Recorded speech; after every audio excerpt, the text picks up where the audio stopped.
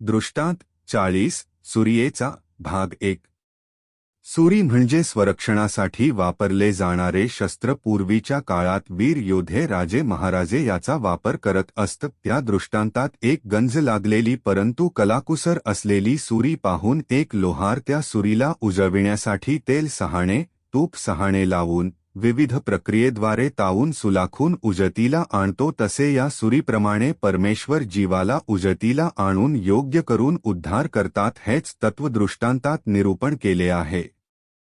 सर्वज्ञ श्री चक्रधर स्वामींनी खडकुली येथे भट्टोबासांना हा सुरियेचा दृष्टांत निरूपण केला. एके दिवशी निरूपण करत असताना सर्वज्ञ श्री चक्रधर स्वामी म्हणतात, देव तो कशाने प्राप्त होत नाही. हे ऐकून आश्चर्याने भट्टोबास स्वामींना म्हणाले, जी जी असे का. तेव्हा स्वामी म्हणतात, एकही जीव निर्दोष दिसत नाही. प्रत्येक जीव हा दोषी आहे. जीव सर्व दोषाचे आळे आणि म्हणून कुणी कर्माचांडाळ तर कुणी कृतघ्न, कुणी परतारक तर कुणी वंचक, कुणी विश्वासघातकी आत्मघातकी तर कोणी मातृद्रोही आहे, कोणी गुरुद्रोही तर कोणी गोत्रद्रोही आहे, दुसरा कोणी स्वामीद्रोही आहे. म्हणजे परमेश्वराचे ठिकाणी द्रोह घडला.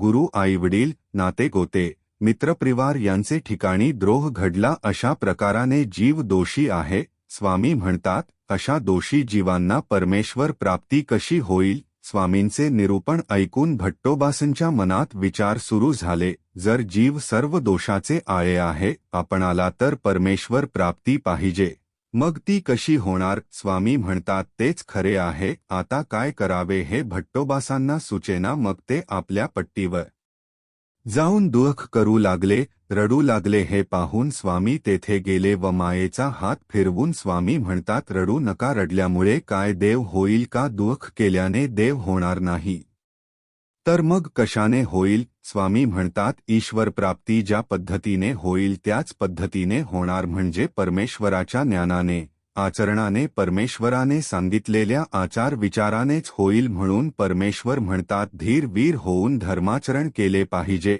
म्हणून स्वामींनी खडकुली येथे भट्टोबासांना हा सुरियेचा दृष्टांत निरूपण केला.